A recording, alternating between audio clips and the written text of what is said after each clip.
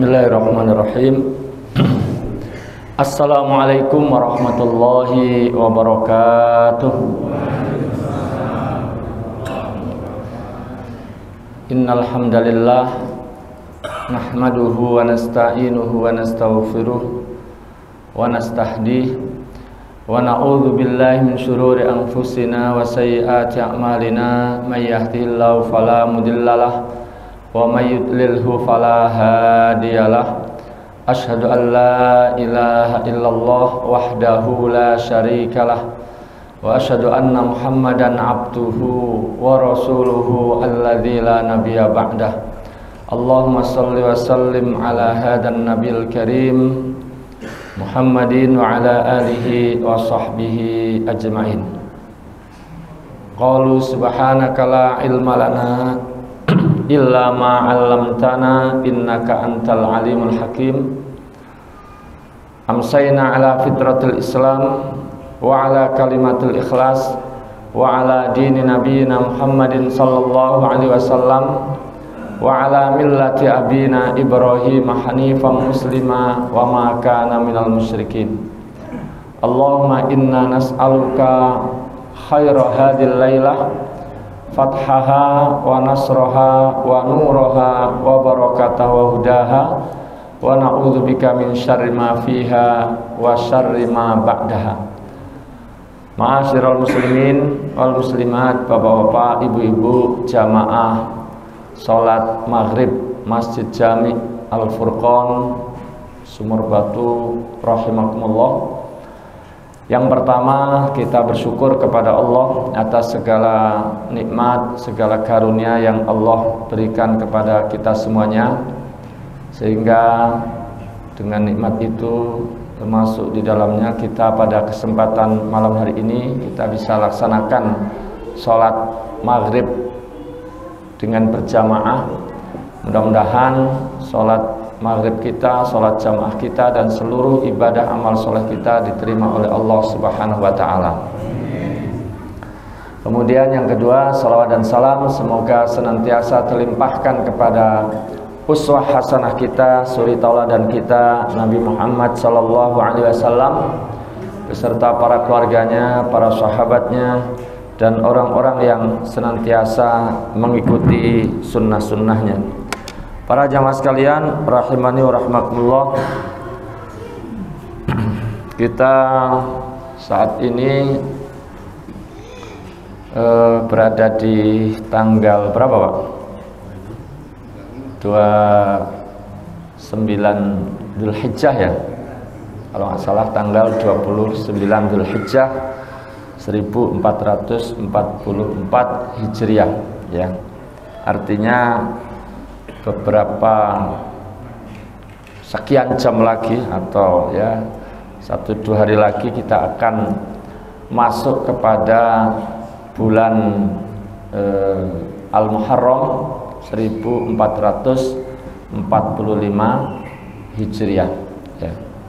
Tentu kita bersyukur kepada Allah Subhanahu wa taala bahwa selain kita diberikan kehidupan, kita juga diberikan kesempatan melewati hari-hari yang baik, hari-hari yang mulia di bulan Dzulhijjah. Ada 10 awal Dzulhijjah, pada puncaknya kita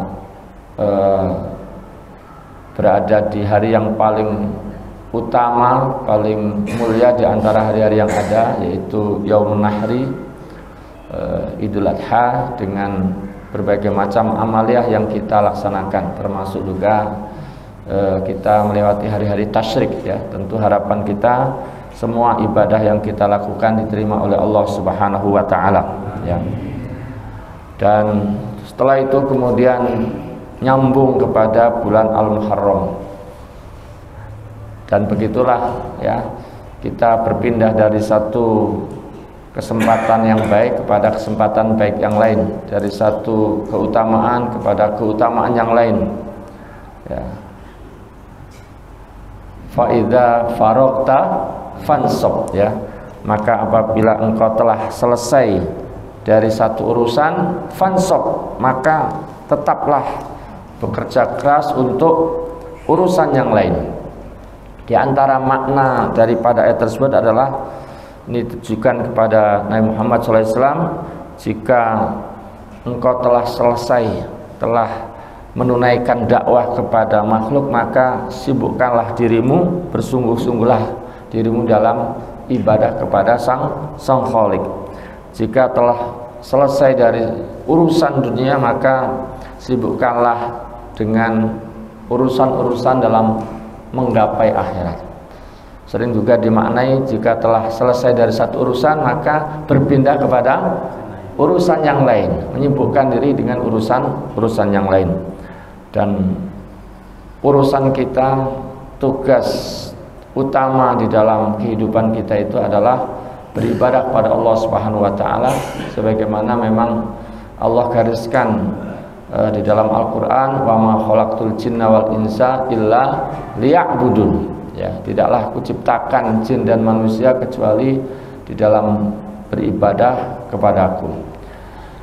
Jamaah sekalian rahimani wa rahmakumullah, kita sebentar lagi akan masuk kepada bulan Al-Muharram, dan bulan ini juga bulan yang memiliki banyak keutamaan, ya.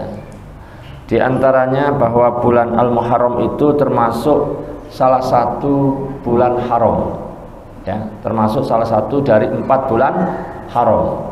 Sebagaimana kita maklumi bersama di dalam surah At-Taubah, Allah Subhanahu wa taala berfirman, inna iddatas syuhuri indallahi 12 syahran fi kitabillah yauma khalaqas samawati wal ard minha arba'atun hurum dzalikad dinul qayyim fala tadlimu fihi anfusakum. Jadi di antara kesimpulan ayat ini adalah bahwasanya bahwa 1 tahun itu ada 12 bulan. Ya, dan di antara 12 bulan itu terdapat 4 bulan haram. Nah, di antara 4 bulan haram itu salah satunya adalah bulan Al-Muharram. Karena Rasulullah SAW menjelaskan bahwa 4 bulan haram itu adalah Dzulqa'dah, Dzulhijjah, kemudian Al-Muharram, yang keempat adalah Rajab, ya. Dan kenapa disebut bulan haram? Di antaranya adalah karena kita dilarang melakukan qital, peperangan di dalamnya. Tentu di hari-hari yang lain juga dilarang, tapi lebih-lebih lagi adalah di bulan-bulan haram tersebut. Dan kata Ibnu Katsir, ya, di dalam tafsirnya atau di dalam keterangan beliau, bahwa kenapa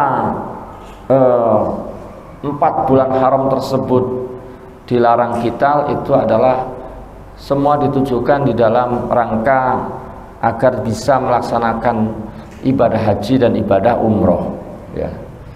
Itu diantara hikmah kenapa di dalam 4 bulan haram tersebut dilarang qital, itu diantara adalah dalam rangka itu, dalam rangka li ajli ada imanasikil haji wal umroh, ya.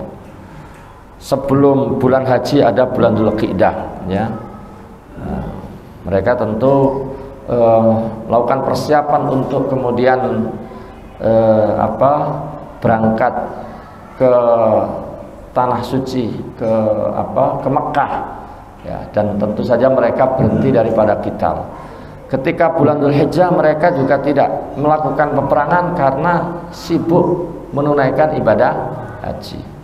Kemudian bulan Al-Muharram tidak qital, tidak melakukan peperangan adalah juga karena mereka disibukkan dengan setelah ibadah haji pulang ke negaranya masing-masing.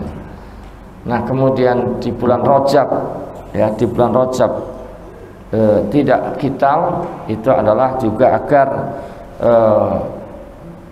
Mekah aman sehingga banyak orang melaksanakan ibadah umroh. Itu beberapa keterangan terkait dengan kenapa qital di dalam 4 bulan tersebut itu dilarang.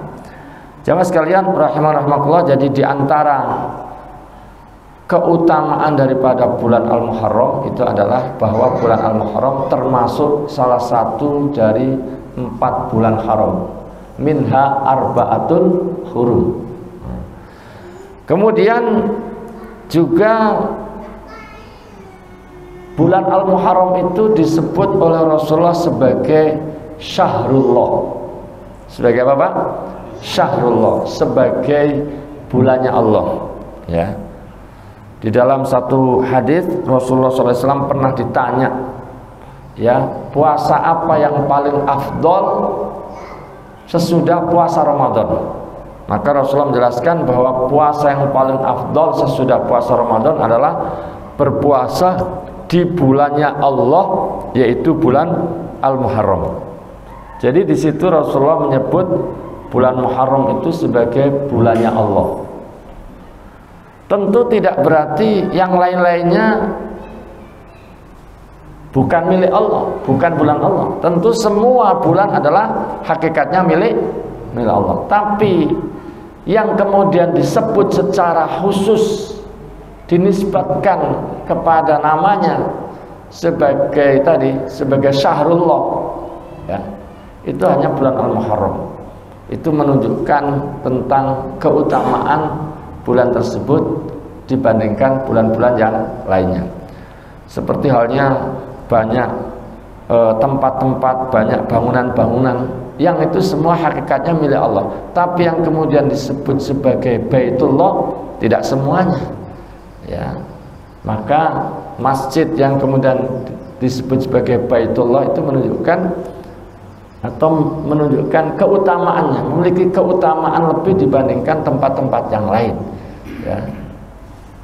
Penyebutannya dikaitkan dengan nama Allah Subhanahu wa ta'ala. Jamaah sekalian rahimani wa rahmakumullah. Nah, di dalam bulan Al-Muharram itu juga terdapat satu hari yang bukan saja diistimewakan, dimuliakan oleh kaum muslimin, tapi juga diistimewakan, dimuliakan, dihormati oleh umat-umat yang lain, seperti halnya Yahudi, ya. Nah, hari yang dimaksud itu adalah hari Asyura. Apa, Pak? Hari Asyura. Sebagaimana di dalam satu riwayat sahabat Ibnu Abbas pernah menceritakan bahwa ketika Rasulullah SAW tiba di Madinah, ya, ketika beliau hijrah, maka beliau melihat dan mendapati orang-orang Yahudi itu berpuasa pada tanggal 10 bulan Al-Muharram, yang kemudian disebut sebagai hari Asyura. Ain, alif, shin, wawu, ro, hamzah. Asyura. Nyampe ke Indonesia jadi Asyura, nyampe ke Jawa jadi Syuro, ya. Jadi hasilnya Asyura, ya, Asyura. Ya nggak apa-apa disebut Asyura, ya silahkan, disebut Syuro juga nggak ada masalah, nama saja maksudnya juga itu juga gitu, ya. Jadi pada tanggal 10 bulan Al-Muharram yang kemudian dikenal sebagai Asyura itu orang-orang Yahudi puasa. Ketika kemudian ditanya kenapa mereka puasa hari tersebut, maka mereka mengatakan, ya, bahwa hari Asyura itu tanggal 10 bulan Al-Muharram itu adalah hari yang baik, hari di mana Allah menyelamatkan Bani Israel dari Fir'aun dan pengikutnya, hari di mana Fir'aun dibinasakan, ditenggelamkan oleh Allah Subhanahu wa ta'ala. Dan karena itu kemudian Nabi Musa berpuasa sebagai ungkapan rasa syukur, sebagai wujud syukur kepada Allah Subhanahu wa ta'ala. Dan kebiasaan Nabi Musa puasa itu kemudian dilestarikan, dijaga, senantiasa dilakukan oleh orang-orang yang mengikutinya, termasuk orang-orang Yahudi, ya, yang mengklaim mengikuti Nabi Musa, meskipun tidak semua ajarannya diikuti, tapi mereka puasa itu alasannya itu.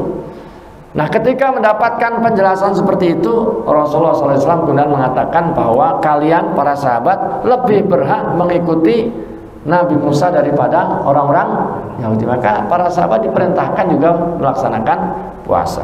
Nah, poinnya adalah bahwasanya hari Asyura itu bukan saja istimewa, bukan saja punya keutamaan bagi umat Islam, ya, tapi juga bahkan juga diistimewakan oleh umat-umat yang lain. Dan ini juga menunjukkan bahwa Bani Israel itu dalam kalendernya juga menggunakan kalender Qamariyah, ya Pak ya. Ya, buktinya tadi setiap Asyura puasa. Nah, dari mana mereka tahu kalau itu hari Asyura kalau tidak mengikuti bahwa bulan ini adalah bulan Muharram, bulan ini adalah bulan Safar, bulan ini adalah bulan Rabiul Awal dan seterusnya. Akhirnya ketemu bulan Muharram lagi dan setiap hari Asyura tanggal 10 mereka melaksanakan puasa. Artinya mereka ya mengikuti juga, ya, menjadikan peredaran bulan itu sebagai patokan di dalam termasuk ibadah mereka. Jamaah sekalian rahimani wa rahmatullah, begitu pula bulan Al-Muharram ini menjadi bulan yang disepakati oleh para sahabat di masa Umar bin Khattab radhiyallahu an sebagai bulan yang pertama, ya. Jadi pada saat itu jamaah sekalian, kaum muslimin sebelum akhirnya ditetapkan di masa Sayyidina Umar radhiyallahu an, ya, kaum muslimin belum punya angka tahun. Punya bulan-bulan sudah, karena memang Allah sudah menetapkan bahwa satu tahun itu ada 12 bulan, termasuk nama-namanya. Hari sudah ada, sebagaimana kita kenal, yang kita kenal hari ini. Tanggal juga demikian, sudah punya pola bagaimana menetapkan tanggal 1 dengan melihat hilal. Tapi angka tahun belum punya. Lalu patokannya pakai apa? Pakai peristiwa-peristiwa penting yang terjadi pada saat itu. Karena belum punya angka tahunnya, yang jadi patokan, ya, itu adalah peristiwa-peristiwa seperti di masa kalau kita buka di dalam Sirah Nabawiyah, ya, tentang lahirnya Nabi Muhammad itu lahir tahun apa Pak? Ya, Amul Fil, atau yang kemudian kita kenal sebagai tahun gajah. Jadi karena waktu itu nggak punya angka tahun, ya, tahunnya hari ada, ya, hari Senin, tanggal berapa? 12. Bulannya Rabiul Awal, ini salah satu pendapat, ya.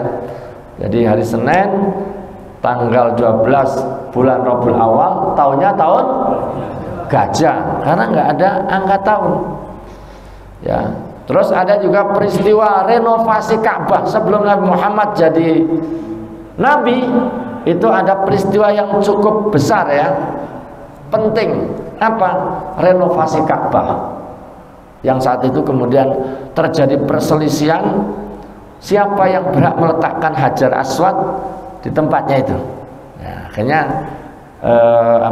dicari mekanisme yang kemudian yang mendapatkan kepercayaan meletakkan itu adalah Nabi Muhammad Shallallahu Alaihi Wasallam. Jadi ada renovasi Ka'bah, ada perang Fijar dan seterusnya.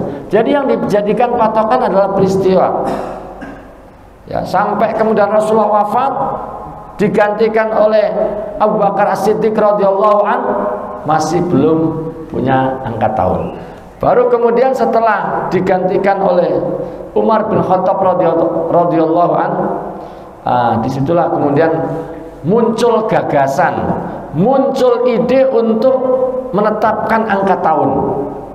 Karena kebutuhan, ada seorang menyampaikan surat kepada, ya, Umar bin Khattab sebagai Amirul Mukminin, bahwa kami mendapatkan surat, ya, surat dari engkau, tapi kami tidak tahu, ya, ya, ini itu untuk kapan, gitu, ya. Di dalam satu keterangan itu seperti itu, Pak. Ya, Abu Musa Al-Asy'ari berkirim surat kepada Umar, innahu ya'tina minka kutubun laisa laha tarikh. Kami dapat surat dari engkau tapi nggak ada tarikhnya, nggak ada tarikhnya. Nah, dalam riwayat yang lain disebutkan ada satu dokumen yang di situ tertulis bulan Sya'ban, tapi tidak diketahui bulan Sya'ban tahun kemarin, tahun sekarang, atau tahun yang akan datang. Ya. Maka kemudian disitulah kemudian menjadi alasan untuk kemudian bermusyawarah menetapkan angka tahun. Begitu pula ada juga riwayat yang menyebutkan bahwa ada seorang dari Yaman. Nah, di Yaman itu masyarakatnya sudah punya bulan, punya tahun. Nah, akhirnya ini juga menjadi inspirasi terhadap adanya musyawarah yang dilakukan di masa Umar bin Khattab radhiyallahu anhu. Intinya di masa Umar itulah kemudian beliau berinisiatif yang mengumpulkan beberapa sahabat untuk diajak bermusyawarah. Dari peristiwa apa? Ya, angka tahun itu dimulai. Ada yang mengusulkan dari peristiwa maulidnya Nabi, lahirnya Nabi. Ada yang mengusulkan dari peristiwa diangkatnya beliau jadi Nabi. Ada yang mengusulkan dari peristiwa beliau wafat. Dan ada juga yang mengusulkan dari peristiwa hijrahnya Nabi Muhammad SAW. Dan akhirnya yang disepakati ya itu adalah dari peristiwa hijrahnya Nabi Muhammad SAW. Nah, maka kemudian kalender kita itu disebut sebagai kalender hijriah karena disepakati menghitung angka pertamanya itu, angka tahun pertama itu dari peristiwa hijrahnya Nabi Muhammad SAW. Setelah disepakati, kemudian musyawarah berlanjut. Bulan apa yang dijadikan sebagai bulan pertama? Ada yang mengatakan mengusulkan bulan Ramadan saja. Ada yang mengusulkan bulan ini. Ada yang mengusulkan bulan Al-Muharram. Nah, maka kemudian Utsman bin Affan, ya, Ali bin Abi Thalib radhiyallahu anhuma setuju dengan bulan Al-Muharram. Salah satu pertimbangannya adalah karena azam, ide untuk hijrah itu munculnya adalah pada bulan Muharram. Salah satunya itu. Maka kemudian sejak saat itu kemudian bulan Al-Muharram itu menjadi diletakkan di urutan pertama di dalam kalender hijriah. Kalau urutannya Al-Muharram, Safar, Rabiul Awal dan sampai Dzulhijjah, urutannya seperti sekarang itu dari dulu seperti itu, Pak. Tapi kemudian disepakati sebagai bulan pertama itu adalah di masa Umar bin Khattab tahun ke-16 atau tahun 17 Hijriah. Nah, itulah jamaah sekalian beberapa keutamaan daripada bulan Muharram. Jadi yang utama tadi termasuk salah satu bulan haram. Kemudian yang kedua disebut sebagai Syahrullah, bulannya Allah. Kemudian yang ketiga di dalamnya ada hari Asyura. Dan yang keempat adalah bahwa bulan Al-Muharram adalah bulan permulaan atau bulan pertama dalam kalender kita. Nah, jamaah sekalian rahimanallah, apa yang kita disyariatkan, dianjurkan untuk kita lakukan di dalam bulan Al-Muharram? Tentu yang pertama sebagaimana firman Allah Subhanahu wa taala di dalam surah At-Taubah, "Fala tadlimu fihinna anfusakum." Janganlah kalian melakukan kezaliman di dalam bulan-bulan haram tersebut. Dan salah satu bulan haram itu adalah bulan Al-Muharram. Salah satunya adalah bulan Al-Muharram. Artinya apa? Ya, bukan berarti di bulan-bulan yang lain bebas untuk melakukan perbuatan maksiat, tidak.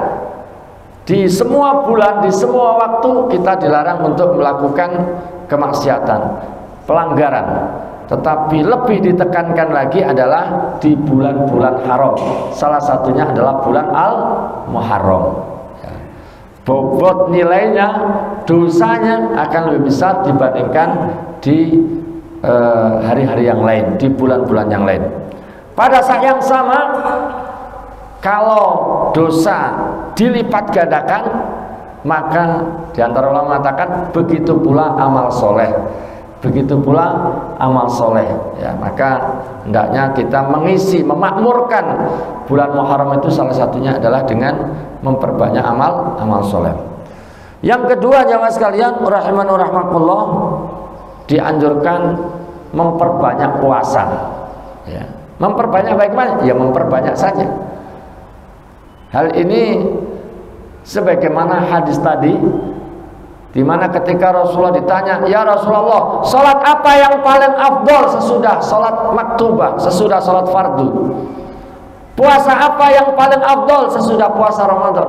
Maka Rasulullah menjawab, salat yang paling afdol sesudah salat fardu, sesudah salat maktubah adalah as-shalah fi jawfil lail, salat yang dilakukan di tengah malam, qiyamul lail, salat tahajud. Itu adalah salat yang paling afdol, paling utama sesudah melaksanakan salat fardu, salat wajib. Puasa yang paling afdol sesudah puasa Ramadan apa? Kata Rasulullah, puasa yang paling afdol sesudah puasa Ramadan adalah berpuasa di bulannya Allah, yaitu bulan Al-Muharram. Nah, ini menjadi landasan kita disyariatkan untuk melaksanakan atau memperbanyak puasa di bulan Al-Muharram. Wabil khusus, ya, lebih ditekankan lagi adalah puasa Asyura. Puasa apa? Asyura tanggal 10. Maka sudah mesti kita tandai, kita titeni, kita azamkan, kita niatkan bahwa tanggal 10 bulan Muharram kita melaksanakan puasa Asyura, ya. Nah, jamaah sekalian, ketika Rasulullah SAW memerintahkan kaum muslimin, memerintahkan para sahabat untuk melaksanakan puasa Asyura, maka para sahabat mengatakan bahwa bukankah hari tersebut adalah hari yang diagungkan, hari yang dimuliakan oleh orang-orang Yahudi? Maka Rasulullah mengatakan, kalau begitu, kalau tahun depan saya masih hidup, maka saya akan melaksanakan apa? Puasa tanggal 9, yang kemudian disebut dengan Tasu'a. Apa Pak? Tasu'a. Ta, alif, sin, wawu, ain, alif, hamzah. Tasu'a, ya. Biasa orang menyebut Tasu'a gitu ya, tapi aslinya Tasu'a gitu ya. Itu tanggal 9 bulan Al-Muharram, ya. Untuk semangatnya adalah untuk menyelisihi daripada yang dilakukan oleh orang-orang Yahudi. Karena secara umum apa yang menjadi kebiasaan orang-orang kafir, kaum muslimin diperintahkan untuk menyelisihnya, biar nggak sama, biar nggak podo, ya. Ketika orang Yahudi hanya puasa tanggal 10 saja, hari Asyura saja, maka Rasulullah merencanakan tahun depan kita akan juga melaksanakan puasa tanggal 9. Qadarullah, tahun tersebut, hari di mana Rasulullah merencanakan puasa tanggal 9 tersebut belum tiba, Rasulullah sudah wafat, sudah meninggal. Namun demikian, karena sudah diagendakan, sudah direncanakan, ya, maka para ulama menganjurkan kita juga tetap melakukannya. Maka dari sekarang kita agendakan, ya, untuk minimal, ya, kalau enggak memperbanyak puasa di bulan Al-Muharram, maka sekurang-kurangnya yaitu puasa Tasu'a dan puasa Asyura, ya, 2 hari, ya, 2 hari. Sebagian ada juga yang berpuasanya 3 hari, yaitu 9, 10, 11, ya, 9, 10, 11, ya. Jamaah sekalian rahimani wa rahmakumullah. Nah, itu diantara yang kemudian kita disyariatkan untuk melakukannya. Nah, di sisi yang lain, ini ada juga hal yang perlu kita ingatkan ya. Kadang-kadang di tengah masyarakat kita ini punya anggapan ya, duwe gawe ning ulan suro bakal ciloko. Jadi ada semacam ungkapan yang sekaligus ini seakan menjadi keyakinan bahwa kalau bulan suro, kalau bulan Al-Muharram itu nggak boleh punya gawe, nggak boleh punya hajatan, nggak boleh punya misalnya safar atau apa begitu ya, karena dianggap akan menghadirkan ciloko, celaka, sial dan seterusnya. Jamaah sekalian rahimanallah, kalau itu diyakini seperti itu, sementara Nabi tidak mengatakan, Quran juga tidak menggariskan yang demikian, maka kita khawatir itu termasuk akan menjerumuskan, akan mengantarkan kepada kesyirikan. Ya, kita khawatir ini termasuk bagian daripada tatoyur. Apa Pak? Tatoyur. Tatoyur itu apa? Yaitu keyakinan dapat sial, dapat celaka karena sebab-sebab yang secara syariat tidak dianggap sebagai sebab kecelakaan, sebab musibah. Secara akal juga tidak ditemukan korelasinya, tidak akli, tidak masuk akal gitu ya. Nah, kita khawatir kalau kemudian punya keyakinan itu ya, maka ini terjerumus dalam kesyirikan. Karena Rasulullah pernah mengatakan at-tiyaratu syirkun. Tiaro atau tatoyur itu adalah syirik. Nah, ini perlu diingatkan bahwa kemudian ada orang yang tadinya punya rencana nikahin anak, nyunatin anak, atau mungkin mau bangun rumah atau melakukan safar, nggak jadi, ya jangan alasan karena itu. Alasanlah ya yang memang alasan yang masuk akal, alasan yang memang secara syariat bisa dibenarkan. Misalnya mau mantu, ya mau jualan aset ternyata belum laku misalnya, alasannya nggak jadi bulan ini. Kenapa? Duitnya belum ada, kan alasannya masuk akal ya, dan seterusnya. Jadi tidak semata-mata karena ini bulan suro, duit gawe ning bulan suro bakal ciloko. Nah, ini khawatir ini terjerumus kepada kesyirikan. Dan yang mirip-mirip seperti ini juga banyak ya Pak ya. Ada orang yang tatoyur dengan hari, pergi-pergi terserah kapan saja, yang penting jangan hari. Nah itu, nah yang begitu. Kenapa?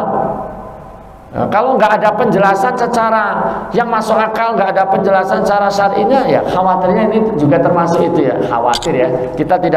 Kita tidak memastikan, tapi kalau alasannya gara-gara hari Selasa terus nanti begini ya, maka ini khawatir menjerumuskan pada kesyirikan. Ada yang mungkin bukan dengan hari Selasa tapi dengan hari yang lain. Ada juga yang tatoyurnya itu dengan angka Pak, dengan angka. Jadi ada angka yang dianggap sebagai angka membawa sial. Angka apa Pak? Nah ini menjadi kayak sudah nempel di kepala orang bawah, dan akhirnya kadang-kadang mempengaruhi keputusan, mempengaruhi ya. Mau beli apa kok ada angka 13-nya, jadi ada semacam kekhawatiran begitu ya Pak ya. Ya, mau beli rumah, rumahnya kebetulan nomor 13, kadang-kadang bisa jadi nggak jadi gara-gara itu. Nah yang begini nih khawatir bisa juga kalau memang gara-gara itu kemudian membatalkan, khawatir dapat sial gara-gara angka 13, maka ini khawatir terjerumus kepada kesyirikan. Dan diakui atau tidak, yang begini nih ya kita jumpai ya di gedung-gedung bertingkat, liftnya itu lantai 11, 12, ada 13-nya nggak ada ya Pak ya, 12A, 12B, terus 14. Nah ini tidak lepas dari hal yang, nah kita ingatkan bahwa kita mesti membersihkan keyakinan kita dari hal-hal yang demikian. Jamaah sekalian rahimakumullah, ini sedikit tentang bulan Al-Muharram ya, tentang apa keutamanya dan tentang apa yang mesti kita laksanakan ya di dalam bulan Al-Muharram. Baik jamaah sekalian, rahman wa rahmatullah. Nah, kalau memang masih ada waktu, saya ingin melanjutkan bahasan kita pada kesempatan sebelumnya, yaitu bicara tentang hal-hal yang disunnahkan di dalam sholat ya. Jamaah sekalian, terakhir kita membahas waktu itu tentang istiftah. Nah, berikutnya yang akan kita bahas adalah tentang bahwa di antara yang disunnahkan itu adalah al-isti'adzah. Apa Pak? Al-isti'adzah. Bahwa orang yang melaksanakan sholat sesudah membaca doa istiftah atau doa iftitah sebelum membaca Al-Fatihah, maka disunahkan untuk apa Pak? Untuk membaca isti'adzah atau membaca ta'awud, membaca ta'awud, membaca a'udzubillahi minasyaitonir rajim. Ini didasarkan pada firman Allah, fa idza qara'tal Qur'an fasta'id billahi minasyaitonir rajim. Jika engkau hendak membaca Al-Quran, maka mintalah perlindungan kepada Allah dari godaan setan yang terkutuk. Makanya kalau kita membaca Al-Quran, baru mau membaca, maka mesti diawali dengan a'udzubillahi minasyaitonirrajim. Kalau yang kita baca itu adalah awal surat, maka di samping membaca a'udzubillahi minasyaitonirrajim juga membaca basmalah, membaca bismillahirrahmanirrahim, kecuali surah At-Taubah, kecuali surat yang ke-9 Pak ya. Nah, itu tidak perlu diawali dengan basmalah. Tapi selain itu, kalau kita mengawali yang membaca surat, maka diawali dengan basmalah. Nah, kalau kita baru akan membaca Al-Quran, ya, membaca Al-Quran, maka mesti diawali dengan ta'awud, membaca a'udzubillahi minasyaitonirrajim. Nah, demikian pula karena setelah istiftah itu kita akan membaca surah Al-Fatihah dan itu adalah Al-Quran, maka kita diperintahkan untuk apa? Membaca a'udzubillahi minasyaitonirrajim. Sunnahnya dibaca sir, sunnahnya dibaca pelan, ya, tidak jahar, ya, tidak jahar. Hanya saja di dalam mazhab Syafi'i, kalau sholatnya itu jahriyah, sholat maghrib, sholat isya, sholat subuh, ya, Imam Syafi'i memberikan pilihan mau jahar atau mau sir gitu ya. Ini dalam adab Syafi'i. Tapi secara umum sunnahnya itu adalah sir. Jamaah sekalian rahimani rahmatullah. Nah, kapan kita membaca ta'awud? Ya, kalau di dalam kitab fikih sunnah ini disebutkan bahwa disyariatkan membaca ta'awud itu hanya pada rakaat pertama. Ya, pada rakaat pertama. Wala tusra'ul isti'adzah illa fi rakaatil ula. Tidak disyariatkan isti'adzah kecuali pada rakaat pertama. Nah, ini pendapat kebanyakan para ulama seperti itu. Namun demikian kita juga mesti paham, mesti tahu bahwa di antara ulama ada yang berpendapat bahwa sunnah membaca isti'adzah itu pada setiap rakaat. Bahkan ada yang mewajibkan. Kenapa? Karena pada setiap rakaat itu ada bacaannya. Bukankah setiap rakaat itu ada baca Fatihahnya Pak ya? Nah, setiap rakaat ada baca Fatihah. Maka berlakulah fa idza qara'tal Qur'an fasta'id billahi minasyaitonirrajim. Nah, itu ada yang berpendapat seperti itu. Tapi pendapat mayoritas ulama itu adalah bahwa membaca ta'awud, membaca a'udzubillahi minasyaitonirrajim itu hanya dibaca pada rakaat pertama saja. Tapi kalau kita dengar teman kita Ya jamaah yang lain kok ada yang membaca setiap rakaat membaca a'udzubillahi minasyaitonirrajim, ya kita mesti paham bahwa itu juga mengikuti pendapat ulama dengan alasan bahwa dia pada setiap rakaat itu mau baca Quran, sementara Allah mengatakan jika engkau hendak membaca Al-Quran maka berlindunglah kepada Allah, mintalah perlindungan pada Allah minasyaitonirrajim tadi. Nah, jamaah sekalian rahimani wa rahmatullah. Nah, ini terkait dengan isti'adzah. Kemudian yang kedua, yang berikutnya di antara sunnah di dalam sholat itu adalah at-ta'min, yaitu membaca amin. Membaca amin. Yusannu likulli musallin imaman aw ma'muman aw munfaridan. Disunahkan bagi setiap orang yang sholat, baik itu sebagai imam, sebagai makmum atau sholat sendiri, an yakula amin, yaitu untuk membaca amin sesudah membaca surah Al-Fatihah. Dijaharkan pada saat sholat jahar, disirkan pada saat sholat sir. Pada saat sholat sir. Jadi kalau sholat sir ya disirkan, pada saat sholat jahar ya dijaharkan. Jamaah sekalian rahimani wa rahmatullah. Saya baca di dalam kitab Al-Adhkar, kitab yang bermadzhab Syafi'i ya, itu di sana disebutkan begini: yustahabbu lil imami fi sholatil jahriyah an yaskuta arba'a saktat gitu ya. Jadi maksudnya ini saya sampaikan, barangkali nanti ada yang mempraktekkan ini kita bisa memakluminya ya, bahwa bagi imam dalam sholat jahriyah itu dianjurkan untuk diam pada empat waktu, 4 keadaan. Pertama, setelah takbiratul ihram. Setelah takbiratul ihram ada diamnya. Untuk apa? Yaitu untuk membaca doa iftitah. Yang kedua adalah sesudah selesai membaca surah Al-Fatihah. Setelah di sini disebutkan ba'da faraghi minal fatihati saktatan latifatan jiddan. Itu setelah baca surah Al-Fatihah itu ada diam sejenak baina akhiril Fatihah wa baina amin, yaitu letaknya adalah antara akhir surah Al-Fatihah dan amin. Ya, untuk apa?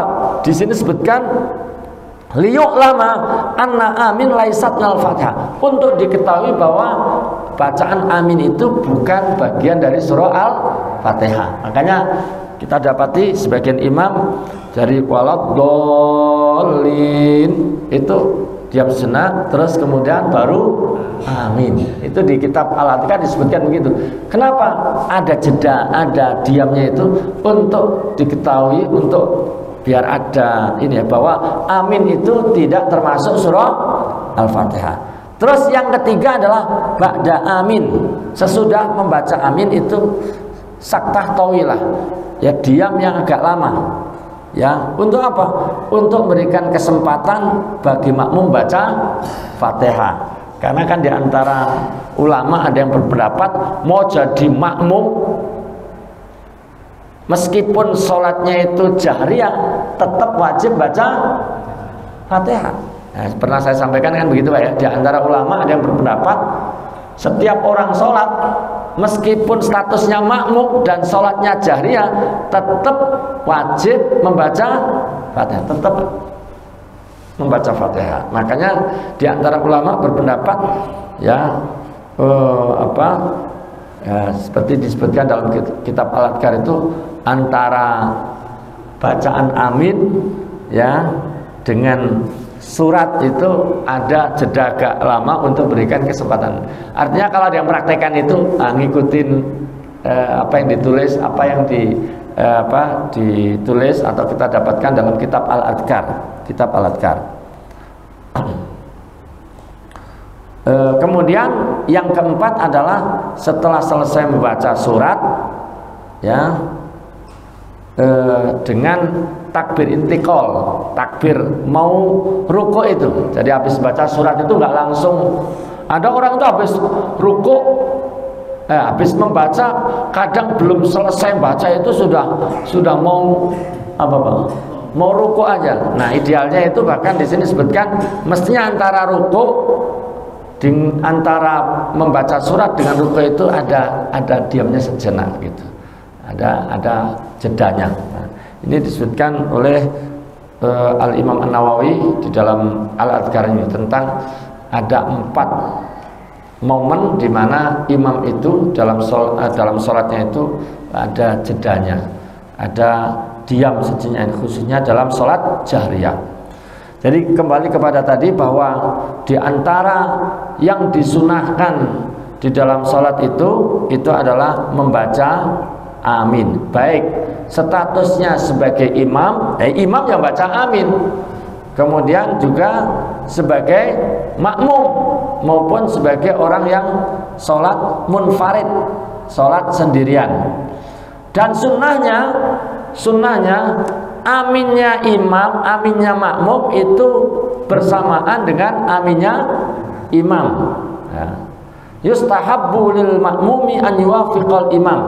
Dianjurkan makmum itu mencocoki, membersamai ya imam dalam mengucapkan amin tadi. Tidak mendahului, tidak pula mengakhiri atau terlambat gitu ya. Karena di dalam satu hadis disebutkan ya, orang yang ucapan aminnya itu bersamaan dengan aminnya malaikat, maka diampuni dosanya ya, diampuni dosanya yang telah lalu. Dalam riwayat yang lain itu seperti itu ya. Fa innal malaika yaquluna amin wa innal imam yaqulu amin. Malaikat itu ya mengucapkan amin, imam juga mengucapkan amin. Maka siapa yang aminnya itu adalah bersamaan dengan aminnya malaikat, maka diampuni dosanya oleh Allah Subhanahu wa taala. Yang rajih amin itu A-nya panjang. Ya, A-nya apa Pak? Panjang. Amin gitu kan. Meskipun ada juga yang A-nya pendek. Ini ada sebenarnya ada sekian pilihan, tapi yang masyhur ini 2 ini, yaitu antara yang aminnya panjang, A-nya panjang amin gitu ya, tapi ada juga yang A-nya itu pendek ya. Nah, yang paling rajih itu adalah yang sebagaimana yang biasa kita ucapkan ya, ghairil maghdubi alaihim waladdallin amin. Nah, itu yang rajih, yang lebih kuat ya. Meskipun kalau ada juga kita dengar yang tidak seperti itu, yaitu A-nya pendek, itu juga termasuk di antara pilihan-pilihan yang ada. Dan terakhir jamaah sekalian, Rasulullah SAW itu dalam satu riwayat itu pernah mengatakan, orang Yahudi itu tidak hasad kepada kalian seperti hasadnya, seperti dengkinya kepada kalian terkait dengan ucapan salam dan terkait dengan ucapan amin. Jadi orang Yahudi itu benci sekali, nggak suka sekali dalam banyak hal, dan yang paling nggak disukai, yang paling didengki, yang paling dihasuti itu adalah karena kita suka mengucapkan salam di antara sesama kita, termasuk adalah juga karena setiap selesai ya atau setelah membaca waladdallin ya, itu kita mengucapkan amin. Karena kalau kita perhatikan isinya kan bahwa terakhir itu kan kita minta diberikan apa Pak? Diberikan petunjuk kepada jalan yang lurus, jalan orang-orang yang diberikan petunjuk oleh Allah ya, diberikan nikmat oleh Allah Subhanahu wa taala, yaitu para nabi, para sholihin, para syuhada gitu ya. Jangan diberikan petunjuk kepada orang-orang yang sesat, jangan ditunjukkan kepada jalannya orang-orang yang dimurkai oleh Allah, dan jangan pula ditunjukkan kepada jalan orang-orang yang sesat. Nah, terus kita tutup dengan amin. Nah, sementara dalam tafsir-tafsir yang ada bahwa yang dimaksud orang-orang yang dimurkai oleh Allah itu adalah al-Yahud, dan orang-orang yang tersesat itu adalah an-Nasara. Makanya orang Yahudi itu nggak suka sekali kepada umat Rasulullah SAW, kepada umat Islam ketika mengucapkan amin setelah membaca Al-Fatihah, karena ada kaitannya dengan tadi Pak ya. Kita minta ditunjukkan kepada jalan yang lurus, jalannya para nabi, dan jangan ditunjukkan kepada jalannya orang yang sesat, jalannya orang yang dimurkai yaitu orang Yahudi, dan jalannya orang-orang yang sesat atau orang-orang Nasrani. Terus kita tutup dengan amin. Jemaah sekalian, demikian yang bisa disampaikan pada kesempatan malam hari ini. Mudah-mudahan yang sedikit ini bermanfaat. Hadanallahu wa iyyakum ajmain. Subhanakallahumma hamdika asyhadu an la ilaha illa anta astaghfiruka wa atubu ilaik. Assalamualaikum warahmatullahi wabarakatuh.